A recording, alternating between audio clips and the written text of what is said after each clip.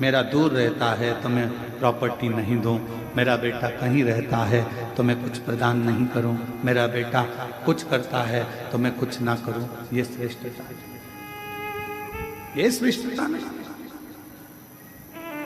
शिव महापुराण की कथा कहती है, इसी को विश्वास कहते हैं। जैसे एक माँ ने अपने बेटे पर भरोसा कर लिया, भले कहीं पर भी रहे पर मेरी प्रॉपर्टी मेरे बच्चे की है, मेरा गोल्ड मेरे बच्चे का है, उसी तरह का भरोसा तुम्हें देवाधिदेव महादेव पर रखना चाहिए कि कुछ भी हो, थोड़े दिन दुख है, थोड़े दिन तकलीफ है, थोड़े दिन कष्ट है, थोड़े दिन बीमारी आई है, थोड़े दिन रोग आया है, थोड़े दिन तकलीफ आई है, कोई बात नहीं, बाबा करेगा, अच्छा करेगा, ठीक करेगा, समय आएगा, थोड़ा रुकूं।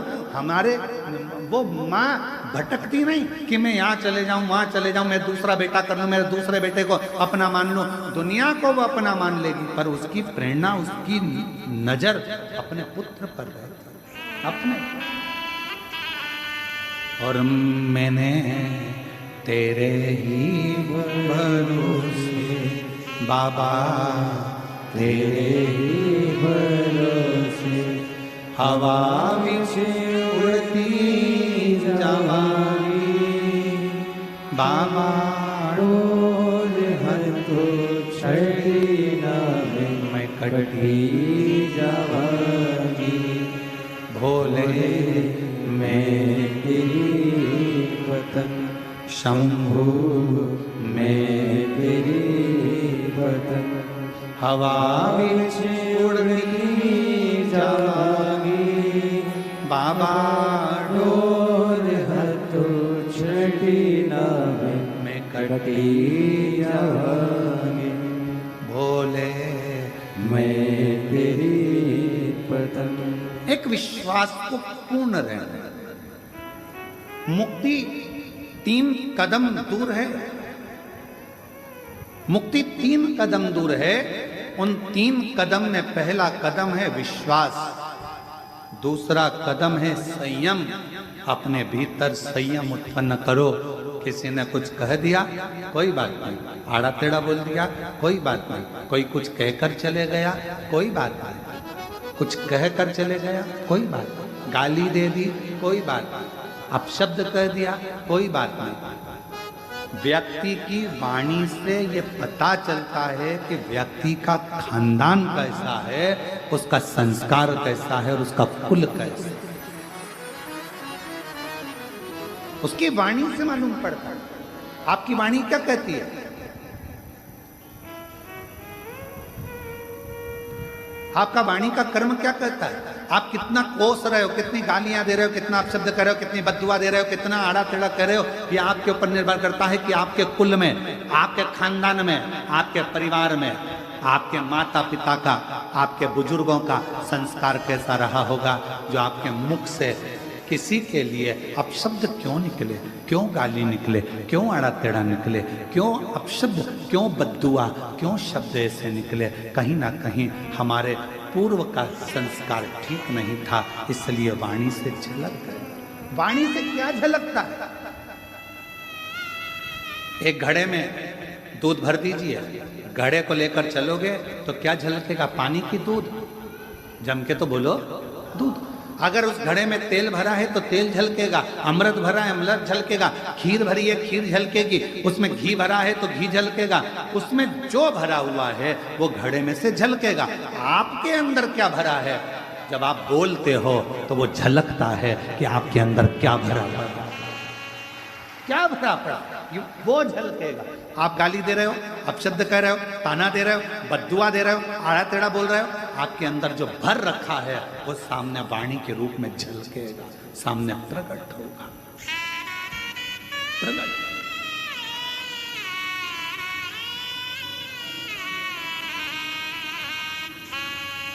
एक लाइन बड़ी सुंदर किसी कवि की है।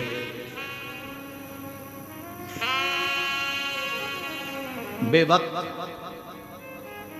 बेवजह, बेहद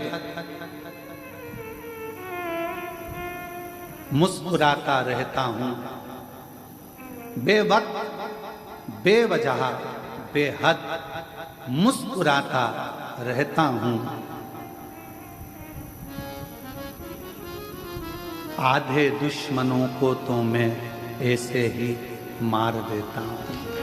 केवल मुस्कुराओ, केवल उसके प्रति समर्पित हो जाए, एक विश्वास को प्रबल कर। 3 कदम दूर मुक्ति है। पहला कदम काय का है? जम के बोलो, विश्वास का। दूसरा कदम कौन सा है? संयम का।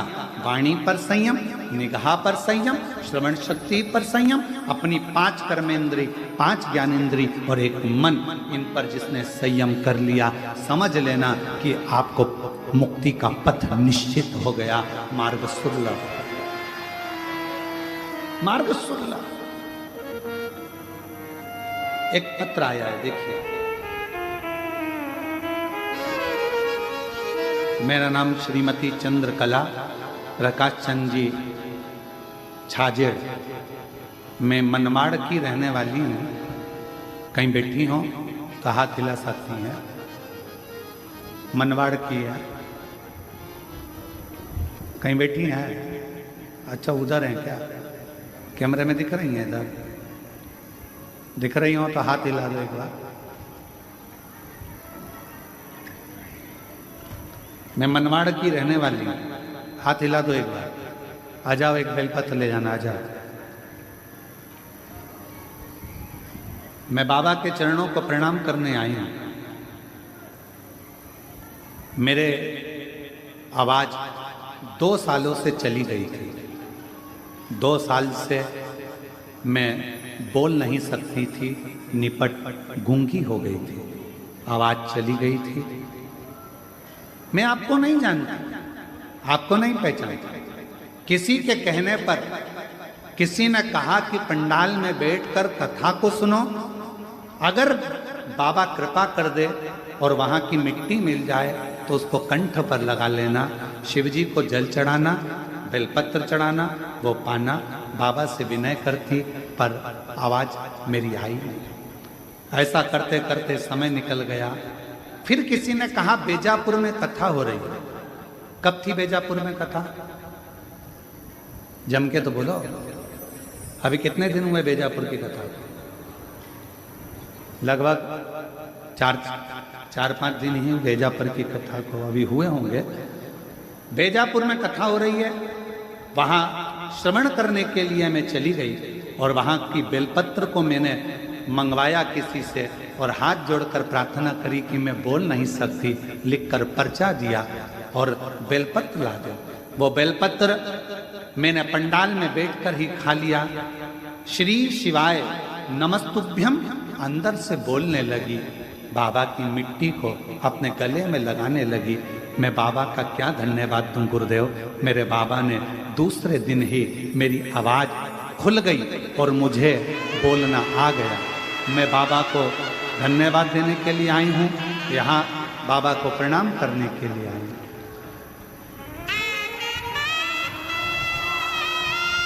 शिव को नमन करना। शिव को कितना मान रहे हो? 3 कदम दूर मुक्ति है। पहले नंबर पर विश्वास, भरोसा, दूसरे नंबर पर है संयम और तीसरे नंबर पर है आपका विवेक, आपकी बुद्धि। आपका विवेक, आपकी बुद्धि।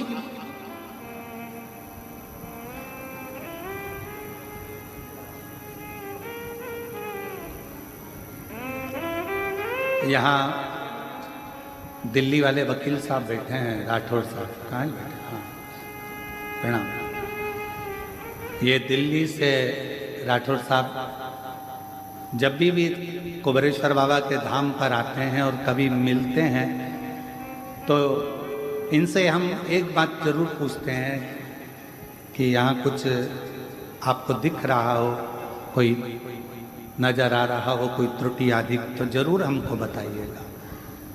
तो मैं राठौर साहब को धन्यवाद देता हूँ। वकील साहब, आपको दिल्ली के आप रहने वाले हैं। ये हमेशा एक ही बात कहते हैं, गुरुजी हम कुबेरेश्वर बाबा के धाम पर बुराई देखने के लिए नहीं, हम कुबेरेश्वर बाबा के धाम पर अच्छाई देखने के लिए जाते हैं। मैं प्रणाम करता हूं आपकी वाणी को, आपके विवेक को, आपकी बुद्धि को प्रणाम। बैठिए, नमन। हम कहाँ हैं? आज का व्यक्ति तीर्थ में भी जाता है तो बुराइयां ढूंढता है, किसी के घर में भी जाता है ना मिलने के लिए, एक संबंधी, एक रिश्तेदार दूसरे रिश्तेदार के घर अगर जाता है तो बुराई ढूंढता है। इसकी बहू में कितना कितना अहंकार, इसकी बहू बोलती तक नहीं। अब भैया उसके घर की मर्यादा है, बहुएं नहीं बोलती। अगर ज्यादा बोलेगी तो कह देगी बताओ ऐसी बहुएं इतना बोलती, इसलिए बेचारी सास चुप रहती। बोले तो गति नहीं, नहीं बोले तो गति।